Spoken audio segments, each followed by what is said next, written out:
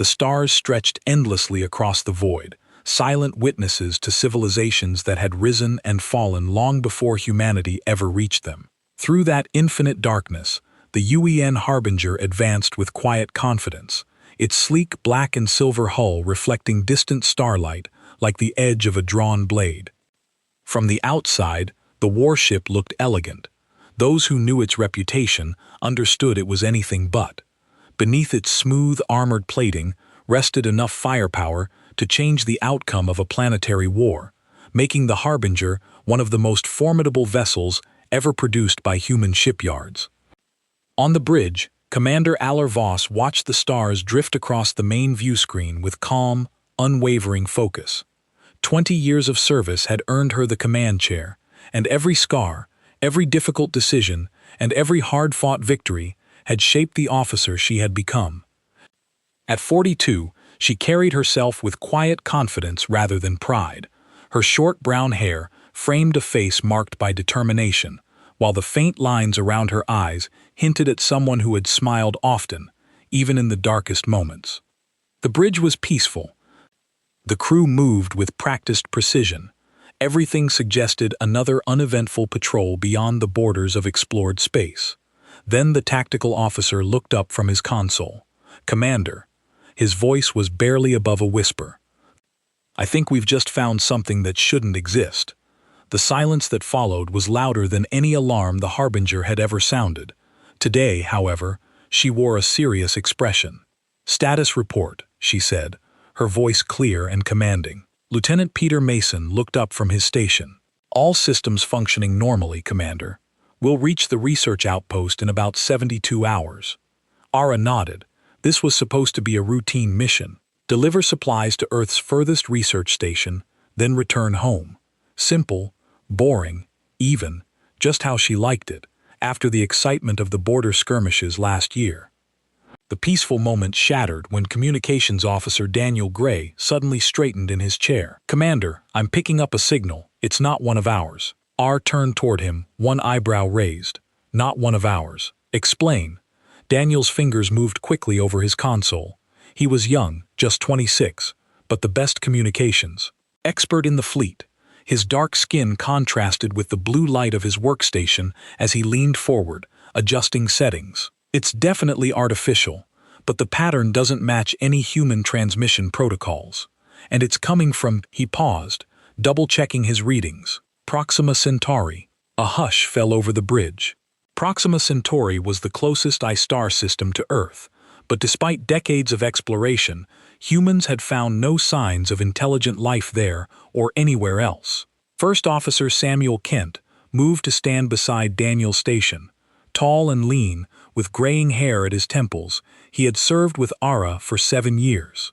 "Are you certain?" he asked quietly. Daniel nodded. "Yes, sir. The signal is weak but consistent, and there's something else. It repeats in a pattern that suggests it's not natural." Ara stood and walked to the communication station. "Let me hear it." Daniel pressed a button, and a strange sound filled the bridge. A series of pulses, clicks, and tones that clearly wasn't random noise. "How long has it been broadcasting?" Ara asked.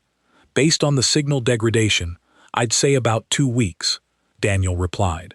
"It's coming from a small moon orbiting the gas giant in the system." Ara returned to her chair, thinking, "First contact." The words echoed in her mind, bringing both excitement and caution. Humanity had prepared for this moment for generations, but always expected it to happen on Earth's terms, not because some unknown species was sending what might be a distress call. "Analysis?" she asked, looking toward Science Officer Olivia Martinez. Olivia, with her straight black hair pulled back in a practical ponytail, studied her readings carefully. "The signal is definitely artificial, Commander, and it has characteristics consistent with a distress beacon, repeating patterns, energy spikes designed to attract attention. So, someone out there is asking for help," Allah said softly. "Or setting a trap," Samuel added. "Ever the cautious one." Ara nodded, acknowledging the possibility.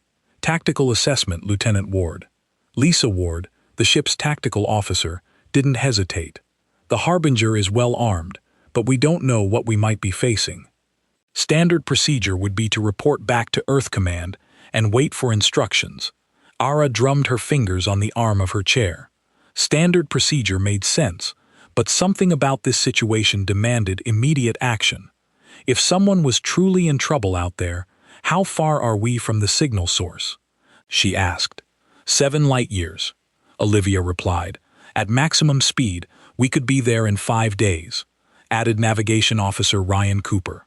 Ara made her decision. Send a message to Earth Command informing them of the situation. Tell them we're investigating. Samuel stepped closer, lowering his voice. Commander, protocol states. I know what protocol states. Allah interrupted gently. But if that's a distress signal and someone is dying while we debate policy, I couldn't live with myself. She raised her voice, addressing the entire bridge. Set course for the signal source, maximum speed, and continue trying to decode that message. Yes, Commander, Ryan replied, already plotting the new course. For 3 days, the Harbinger raced toward Proxima Centauri. The communications team worked around the clock, trying to make sense of the alien signal. By the 4th day, they had their breakthrough. Daniel burst onto the bridge, his eyes wide with excitement. Commander, we've done it. We've decoded part of the message. Ara, who had been reviewing supply reports, immediately set them aside.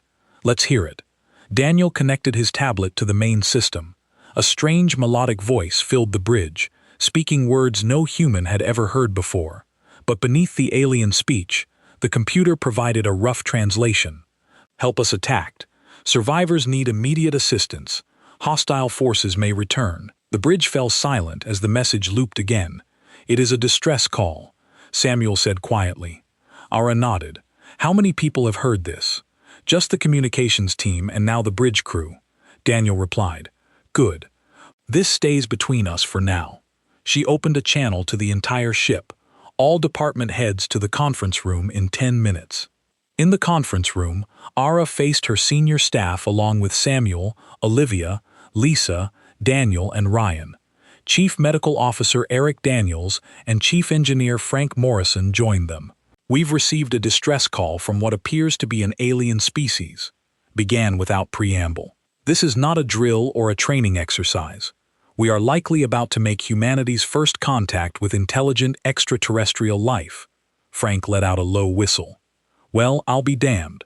Our options are limited, Ara continued. We can ignore the call and wait for Earth Command's instructions, which could take weeks, or we can respond and offer assistance. What do we know about them? Eric asked. Medical concerns already evident in his expression. Almost nothing, Olivia admitted. The signal comes from a small moon orbiting a gas giant. The moon has a thin atmosphere, not breathable for humans. Surface temperature averages 40 degrees Celsius. Not exactly a vacation spot, Frank muttered. Samuel leaned forward. We should consider the possibility that this is a trap. First contact scenarios have always assumed a more diplomatic approach. Noted, Ara said, but in my experience, people in trouble don't care much about diplomacy. They just want help. She looked around the table. I've already informed Earth Command of our discovery and intention to investigate. Now I want your input. Do we answer this call? One by one they gave their opinions. Some voiced caution, others curiosity. By the end, the consensus was clear. Then it's decided, Ara said. We answer. Daniel, prepare a response message. Keep it simple. Who we are, that we've heard their call, and that we're coming to help. Olivia, I want everything you can tell me about that moon. Lisa, prepare. A security team for possible surface operations. Eric, medical protocols for potential alien physiology. Frank, the shuttle needs to be ready for extreme conditions. As they filed out, Samuel remained behind. This is a historic moment, she nodded. Let's hope it's remembered for the right reasons. 24 hours later, the Harbinger entered the Proxima Centauri system. As they approached the gas giant and its moons, they received a new transmission, stronger, clearer. Thank you. Please hurry. They will return. And then, as the Harbinger moved into orbit around the small icy moon, they saw it. A massive vessel, crystalline and alien, half buried in the frozen surface. Parts of it glowed faintly, while others remained dark and damaged. "Life signs?" Ara asked quietly. Olivia checked her readings. "Yes, dozens, but they're fading." Ara stood at the center of the bridge, her decision made. "Prepare the rescue team. We're going down there." None of them could have known that this simple act of compassion, answering a call for help, would forever change humanity's place in the galaxy, launching them into a war they didn't start and revealing allies they never knew they needed. The Deathworlders were about to introduce themselves to the universe. The shuttle bay of the UN Harbinger buzzed with activity. Crew members rushed back and forth, preparing for the most important mission in human history. Lieutenant Lisa Ward checked her team's equipment one last time. The tall, muscular woman had served in the Marines for 12 years before joining the space fleet. Her short blonde hair was hidden under her helmet as she inspected each weapon. "Remember," she told her security team, "weapons stay holstered unless I give the order. We're here to help, not start a war." Across the bay, Chief Medical Officer Eric Daniels packed his medical kits. At 38, Eric had treated everything from common colds to radiation poisoning, but never an alien life form. His dark eyes focused intently on his work as he packed strange devices and medicines into his bag. "Nervous?" asked Olivia Martinez, joining him with her science equipment. Eric smiled weakly. "I trained to treat humans. What if their biology is completely different? What if I can't help them?" Olivia patted his shoulder. "We'll figure it out together." Commander Alar Voss entered the shuttle bay, drawing everyone's attention. She had changed into an environmental suit, but kept the helmet under her arm. Her face showed calm determination. "Listen up," she said, and the room fell silent. "What we're about to do has never been done before. We are about to meet beings from another world. They ask for help, and we're going to give it to them, but we must be careful. We don't know anything about them or what attacked them." She looked at each member of the team. "Our mission is simple. Find survivors, offer medical aid, and learn what happened. First Officer Kent will command the Harbinger while we're gone. If anything goes wrong, your primary objective is to get back to the ship with whatever information you've gathered." Ryan Cooper, who would pilot the shuttle, spoke up. "What if the attackers come back while we're down there? Then Mr. Kent will make the appropriate decisions to ensure the safety of this ship and its crew," Ara replied. "Any other questions?" When no one spoke, she nodded. "Then let's make history." Boarding in 5 minutes. The shuttle, named Pathfinder, was designed for harsh environments. Its thick hull could withstand extreme temperatures and radiation. Inside, the rescue team strapped themselves into their seats. Commander Voss, Lieutenant Ward, and 4 security officers, Dr. Daniels, and 2 medical technicians, Olivia Martinez, and another science officer, plus Ryan Cooper and his co-pilot. Pathfinder to Harbinger. "We are ready for launch," Ryan said into his headset. Samuel Kent's voice came through the speakers. "Harbinger to Pathfinder, you are clear to launch. Good luck down there." The shuttle bay doors opened to reveal the blackness of space. With a gentle push from the launch system, Pathfinder slipped out of the Harbinger and began its descent toward the moon's surface. As they dropped through the thin atmosphere, the alien ship came into view. In daylight, its structure was even more impressive. A massive vessel shaped like a leaf with a crystalline hull that sparkled in the weak sunlight. One side was buried in the icy surface, while the other reached toward the sky like a giant hand. Parts of it glowed with soft blue light, but other sections remained dark. "It's beautiful," Olivia whispered, her eyes wide. Ryan guided the shuttle toward a flat area near the alien ship, preparing for landing. Surface conditions are stable, but extremely cold. External temperature is -42 degrees Celsius. The shuttle touched down with a gentle bump. Outside, the landscape was barren and frozen, a wasteland of ice and rock under a black sky, with the giant gas planet hanging above them. "Environmental suits sealed and checked," Ara ordered. "Nobody exposes skin until we know the atmospheric composition."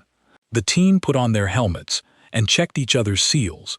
Then they moved to the airlock. Lisa and her security team went first, weapons ready, but pointed downward. When stepped onto the surface, Her boots crunched on the ice. The world around her was silent and still. She looked up at the alien ship towering above them like a mountain. "Life signs are stronger near what appears to be an entrance," Olivia reported, checking her scanner about 50 meters ahead.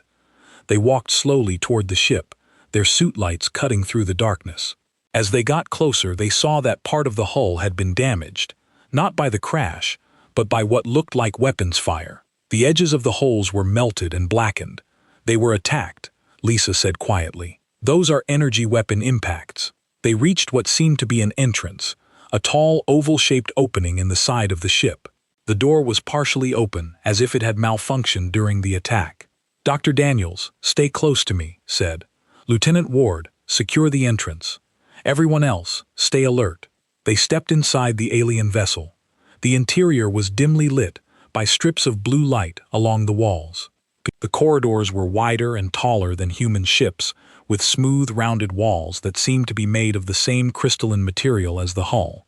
"The air inside is breathable," Olivia announced, checking her readings, "but I recommend keeping suits on until we know more." They moved deeper into the ship, following Olivia's scanner.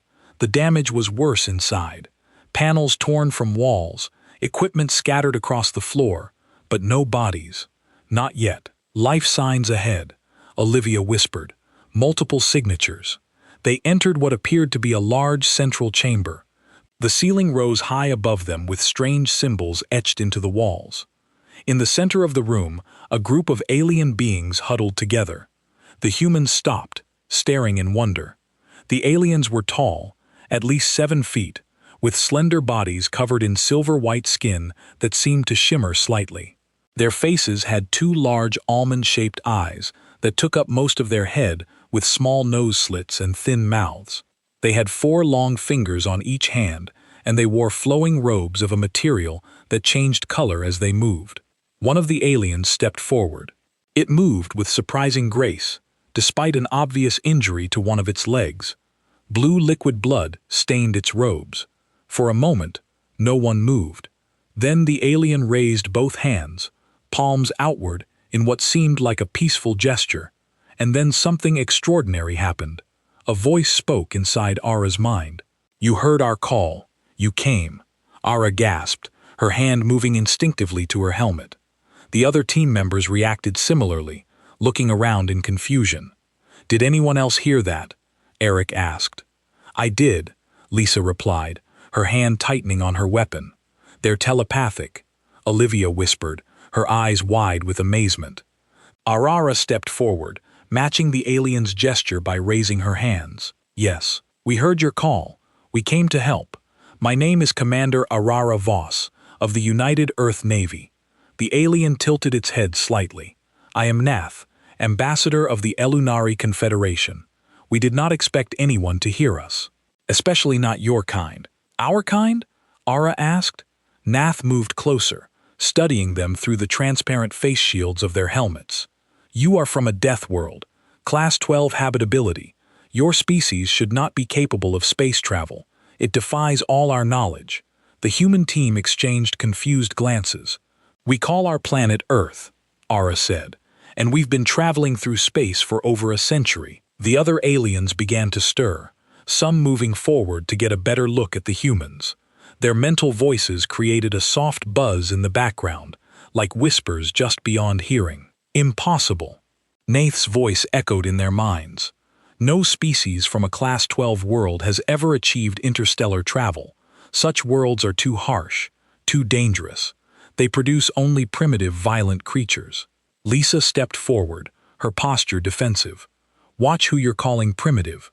Allah held up a hand to stop her. "We can discuss evolutionary theory later. Right now, you need medical attention. What happened to your ship?" Nath seemed to hesitate, then replied, "We were attacked without warning or provocation." "By whom?" Ara asked. "The Wreck Dominion, a species that seeks to expand their territory through conquest. They attacked our research vessel when we discovered a world they claimed as their own." Dr. Daniels moved forward with his medical scanner. "May I? I need to assess your injuries." Nath nodded, allowing Eric to approach. As the doctor began his examination, the alien ambassador continued speaking to Era. The wreck ships are still in the system, hunting for survivors. They will find us soon. Your rescue is appreciated, but I fear you have placed yourselves in grave danger by coming here." Ara's expression hardened. "We don't abandon people in need. How many survivors do you have?" 28, Nith replied. "From an original crew of 50. We'll evacuate everyone to our ship," decided. "Dr. Daniels, can they survive in our environment?" Eric looked up from his scanner. "Their physiology is different, but they breathe oxygen. Our ship's atmosphere should be safe for them, though they might find it a bit warm." Before could respond, her communicator beeped. Commander Samuel's urgent voice came through. "Sensors have detected 3 vessels entering the system. They match the design of the ship that attacked the aliens. ETA 20 minutes. All looked at Nil, whose large eyes had widened. "They found us." The peaceful rescue mission had just become a race against time, and humanity's first contact was about to turn into humanity's first interstellar conflict. "We need to move now," Commander Alar Voss ordered, her voice sharp with urgency. "Lieutenant Ward, help the injured." "Dr. Daniels, what do they need for transport?" Eric Daniels quickly assessed the aliens. "Their gravity needs are similar to ours, but their body temperature is lower. They should be fine in our shuttle if we lower the temperature." The Elanari moved with surprising speed despite their injuries. Ambassador Neith limped alongside Ara as they headed toward the exit. "The Vray are merciless." Nath's mental voice trembled. "They will destroy your ship if they find you helping us." "Let us worry about that," Ara replied. She activated her communicator. "Vasta Harbinger, we have 28 survivors. Prepare medical bay for alien physiology and lower temperature and isolation sections. We are heading back now." "Understood, Commander." Samuel Kent's voice came through. "But you need to hurry. Those ships are moving fast. 15 minutes until they reach weapon range." The group moved through the damaged corridors of the alien ship. Outside, the icy landscape sparkled under the stars. The shuttle waited where they had left it, a welcome sight against the barren terrain. Ryan Cooper had already started the engines.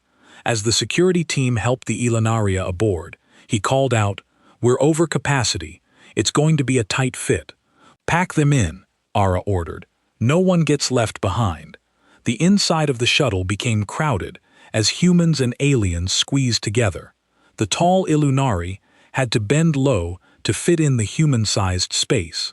The last security officer barely made it inside before gave the order to close the door. "Everyone hold on," Ryan warned as he lifted the shuttle off the surface. "This might get rough." The shuttle shot upward, pushing through the thin atmosphere. Through the front viewport, Aurora could see the Harbinger waiting in orbit, and beyond it, 3 dark shapes moving against the stars. "The Vray ship's Pathfinder to Harbinger," Ryan called. "We're coming in hot. Prepare for emergency docking." "Copy that, Pathfinder," Samuel responded. "Bay doors are open. We've detected the wreck ships changing course. They've seen you." The shuttle raced toward the Harbinger. Behind them, one of the wreck ships broke formation and accelerated in pursuit. "Evasive maneuvers," Ara ordered. Ryan's hands flew over the controls, making the shuttle dodge and weave. The passengers were thrown against their restraints as the small craft jerked in different directions. "They're locking weapons," the co-pilot shouted. A bright flash of energy shot past them, missing by meters. The Elanari made soft sounds of distress, their mental voices creating a buzz of fear in the humans' minds. "Almost there," Ryan muttered, his face tight with concentration. The Harbinger grew larger in the viewport. The ship had turned to present, its smallest profile to the approaching wreck vessels, but its shuttle bay remained open, waiting for them. Another energy blast flashed past, closer this time. The shuttle shuddered as the near miss affected its systems. "Shields down to 60%, the co-pilot reported. "One more hit like that and we're in trouble." The shuttle bay was right in front of them now. Ryan pushed the engines to maximum power for a final burst of speed. They shot into the bay just as another energy blast sizzled through space where they had been moments before. "We're in," Ryan shouted as the shuttle skidded to a stop inside the bay. The bay doors closed immediately. Allah felt the familiar sensation of acceleration as the Harbinger's main engines fired at full power. "Voss to bridge," she called into her communicator. "We're aboard. Get us out of here." "Already on it," Commander Samuel replied. "Welcome back." Medical teams rushed into the shuttle bay as the passengers disembarked. Dr. Daniels quickly directed his staff to help the injured Elunari. Ambassador Nile stayed close to Arara as they hurried toward the bridge. "Your ship cannot outrun the Vic," Nioth warned. "Their vessels are faster and more heavily armed than anything in the Confederation." "We'll see about that," Arara said grimly. When they reached the bridge, Samuel stepped aside, yielding the command chair to Arara. On the main view screen, the 3 wreck ships pursued them, gaining ground. "Report," Ara ordered as she took her seat. "We're at maximum speed," Samuel replied. "Shields at full power, all weapon systems online. But Commander, they're gaining on us." "The wreck commander is hailing us," Daniel Gray reported from communications. Ela exchanged a glance with Nye, who had taken a position near the science station. "Put them through." The view screen changed to show the interior of the wreck ship. The alien commander was unlike anything the humans had seen before. Where the Helunari were tall and slender, the Vic was stocky and muscular, with thick gray skin that looked like armor. Its face featured 4 yellow eyes, arranged in a diamond pattern, and a mouth full of sharp teeth. It wore what appeared to be a military uniform decorated with symbols. "This is Commander Dra of the Wreck Dominion," it growled in a deep, harsh voice. The translator in the ship's computer struggled to keep up. "You are harboring fugitives. Surrender the Illuminari immediately or be destroyed." Ara stood facing the screen. "This is Commander Alar Voss of the United Earth Navy. The Illuminari are under our protection. They have committed no crime except being attacked by you. Leave the system immediately." The Fred commander's eyes narrowed. "Earth, we have no record of your species or your world." It leaned forward, studying Ara. "Ah, I see. You are from a death world. Interesting. No matter. Your primitive ship is no match for our technology. This is your final warning. Surrender or die." The screen went dark. Ara turned to her tactical officer. "Options." Lisa Ward studied her console. "Their ships are more heavily armed, but our scans show their shield configuration has weaknesses at the engine ports. If we can get a clean shot there, we might be able to disable one of them." Ara nodded. "The wreck don't know anything about us or our capabilities. We can use that to our advantage." She turned to communications. "Contact the other Earth ships in the sector. We need backup." Daniel smiled. "Already done, Commander." The Uane, Valiant, Dauntless, and Phoenix all responded. ETA 30 minutes. "We need to hold out until then." All looked at Samuel. "Prepare for combat.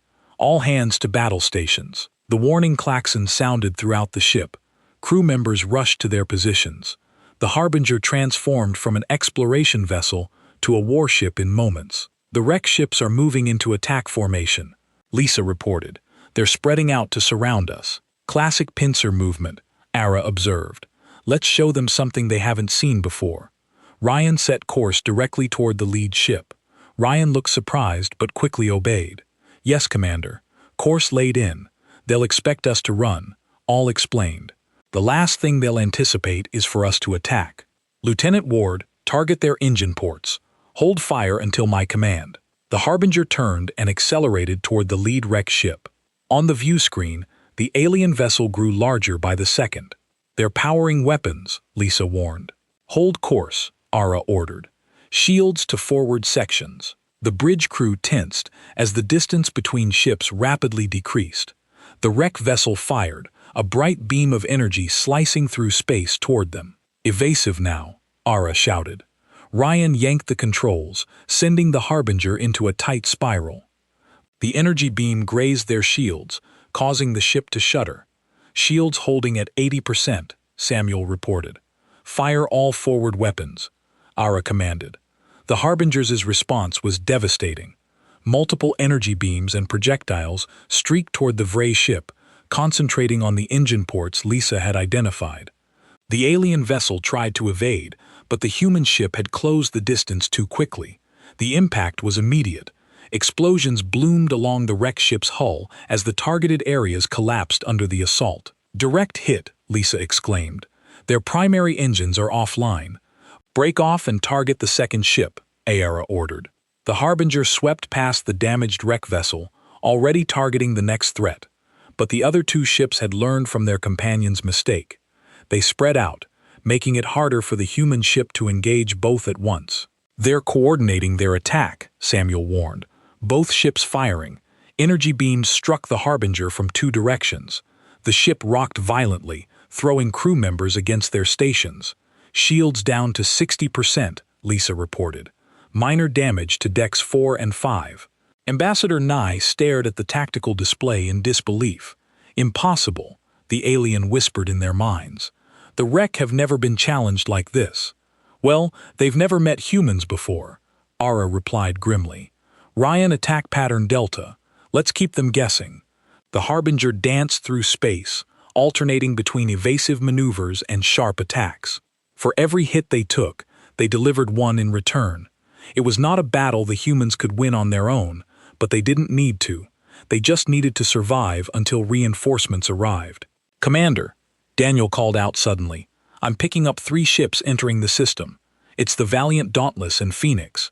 On the view screen, 3 Earth ships appeared, weapons already firing as they raced to join the battle. The wreck vessels, suddenly outnumbered, began to retreat. "They're running," Lisa said, surprise evident in her voice. Ara smiled coldly.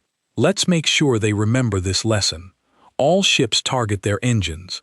I want them disabled, not destroyed." 3 weeks after the battle with the wreck, the UEN Harbinger and its escort fleet approached Earth. The blue-green planet grew larger on the main view screen as they entered orbit. Commander Ara Voss stood with Ambassador Neith, watching the aliens' reaction to seeing humanity's homeworld for the first time. "So beautiful," Neil's mental voice whispered in Ara's mind, "yet our scientists classified it as a death world. We were so wrong." The past weeks had been filled with intense communication between the Illuminari survivors and their government. News of the Fic defeat had spread quickly through the Galactic Confederation, a union of peaceful species that had existed for over 3,000 years. The fact that a previously unknown species from a Class 12 planet had successfully fought off the Vray had created a sensation. "We'll be docking at the orbital station," Era explained. "Earth's leaders are eager to meet you." Niall nodded, a human gesture the ambassador had picked up during their time together. "And my people are sending a formal delegation. They should arrive within days." The Harbinger docked smoothly at the massive space station that orbited Earth. Through the windows, Ara could see the special reception area that had been prepared for this historic meeting. Security personnel in formal uniforms lined the walkways, and a small group of high-ranking officials waited at the airlock. "Are you ready?" Ara asked. Neil straightened to full height, towering over the human commander. "Yes, this moment will change the future of both our peoples." When the airlock opened, Ara stepped through first, followed by Niall and the other Elinari survivors. They were greeted by Admiral William Carter, the head of the United Earth Navy, and President Adam Foster. "Commander Voss," Admiral Carter said formally, "welcome home. Your mission report has been eye-opening." President Foster stepped forward to address Nith. "Ambassador, on behalf of the people of Earth, welcome. We are honored to be your hosts until your delegation arrives." Neil bowed deeply. "The honor is ours, President Foster. Your people saved us when no one else could. The Confederation owes humanity a debt that cannot easily be repaid." The formal greetings were followed by a series of meetings and briefings. The Illuminari shared information about the Galactic Confederation, its member species, territories, and technologies. In return, the humans provided details about Earth and its colonies. 5 days later, the Illuminari delegation arrived in a ship that made the Harbinger look tiny by comparison. The crystalline vessel entered Earth orbit with ceremonial lights glowing along its hull. Inside the Geneva International Conference Center, representatives from all Earth nations gathered to meet the alien delegation. Ara, now promoted to captain, for her actions, sat beside Admiral Carter as the Illuminari representatives entered the hall. Their leader was Grand Ambassador Zyroth, a tall figure whose robes shimmered with changing colors as they moved. Nath followed close behind, acting as translator. President Foster welcomed them officially. Today marks a new chapter in human history. For centuries, we wondered if we were alone in the universe. Now we know the answer. We look forward to peaceful relations with the Galactic Confederation. Grand Ambassador Zyro stepped forward. Instead of speaking aloud, the alien's mental voice projected to everyone in the room. A skill that Ara had learned was reserved for only the most powerful Elunari telepaths. People of Earth, Zyro began, we come before you with both gratitude and humility. For 3 millennia, the Confederation has explored the stars. In that time, we discovered many worlds and many species, but we avoided planets like yours. Class 12 worlds with extreme environments, high gravity, and dangerous wildlife. We believe such worlds could produce only primitive, violent creatures. The ambassador paused, looking around the room. We were wrong. Your people have not only survived your harsh world, but have thrived. You have developed technology, art, culture, and a moral code that led you to help strangers in need, even at great risk to yourselves. Zeroth's mental voice grew stronger. But there is more we must discuss. The galaxy is changing. Species like the Rectominion grow more aggressive each year. The Confederation, built on principles of peace and cooperation, finds itself increasingly threatened. Our members are scientists, artists, philosophers, not warriors. The room grew silent as the implications became clear. President Foster leaned forward slightly. What exactly are you proposing, Ambassador? An alliance, Zeroth replied simply. The Confederation offers Earth full membership with all rights and privileges. In return, we ask for your protection.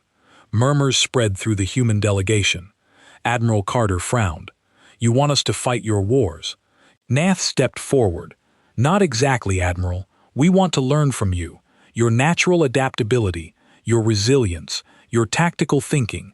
These are qualities our people lack. The Vree Dominion has already attacked 3 more Confederation worlds since our rescue. They see our peaceful nature as weakness. They've never encountered a species with both advanced technology and the natural strength that humans possess. Cyro added, the Confederation can offer Earth much in return. Medical advances, faster than light, travel improvements, access to resources across thousands of worlds. President Foster exchanged glances with his advisors. This is a serious proposal that requires careful consideration. We will need time to discuss it. Of course, Zyro agreed. But I must warn you, the Vree are already gathering intelligence about Earth. The ship that escaped your battle has undoubtedly reported your existence to their leadership. Whether you join us or not, they now see you as enemies. The meeting continued for hours, with both sides asking questions and sharing information. When it finally ended, Ara found herself walking with Nyla through the conference center's garden. Your people seem hesitant, Nile observed.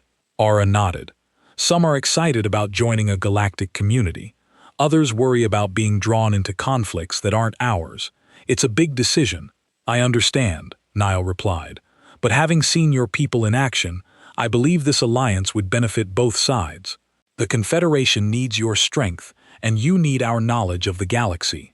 2 days later, President Foster called for a global vote. People across Earth and its colonies cast their ballots electronically, deciding their planet's future. After 24 hours, the results were announced. 73% in favor of joining the Galactic Confederation. In a formal ceremony watched by billions of humans and transmitted to thousands of worlds across the galaxy, Earth officially became the first Class 12 world to join the Confederation. President Foster signed the treaty alongside Grand Ambassador Zeroth. Today, we open a new chapter not just for humanity, but for the galaxy, the President declared. Earth pledges to uphold the principles of peace and cooperation that have guided the Confederation. But we also promise this: those who threaten that peace will find that humans protect what they value. 2 months later, a wreck battle fleet approached the Illuminari homeworld. The aliens expected an easy conquest, another peaceful world to add to their growing empire. Instead, they found 50 Earth vessels waiting in high orbit alongside ships from a dozen other Confederation species who had begun training under human guidance. On the bridge of the UEN Harbinger, now the flagship of the Confederation defense, Fleet Admiral Aller Voss watched the wreck ships approach. Beside her stood Admiral Carter and Ambassador Nile. "They have twice our number," Carter observed. "But not our experience or determination," Ara replied. She opened a channel to the approaching fleet. "This is Admiral Voss of the Confederation Defense Fleet. You are entering protected space. Withdraw immediately or face consequences." Duivray Commander's image appeared on the view screen, its 4 yellow eyes widening in recognition. "The Deathworlders. So you have allied with the weaklings of the Confederation. It will not save them. Stand aside or be destroyed with them." Ara smiled coldly. "You attacked a peaceful research vessel. You hunted survivors who asked for nothing but help. And now you threaten a world under our protection." She turned to her communications officer. "Close channel." The wreck commander's face disappeared from the screen. Ara looked at the tactical display where all Earth ships signaled ready for battle. "All ships, weapons free," she ordered. "Let's teach them what happens when Deathworlders answer the call." The Earth fleet moved forward as one, weapons blazing. The Vree, confident in their superior numbers, were unprepared for the ferocity and coordination of the human attack. Within minutes, 3 wreck ships had been disabled. Ambassador Nile watched in amazement as the battle unfolded. "The galaxy will never be the same after today," the alien observed. Admiral Carter nodded. "Humanity has found its place among the stars." As the remaining wreck ships began to retreat, Ara felt a strange sense of destiny fulfilled. Humans had evolved on a harsh world, developing strength and resilience that the peaceful species of the Confederation lacked. Now that evolutionary history had given them a unique role in the galaxy, protectors of those who could not protect themselves. "Send word to the Confederation," she told Nath. "Tell them the Illuminari homeworld is safe, and the Wreck Dominion has learned what happens when they threaten worlds under human protection." The message that spread across the galaxy in the days that followed was clear.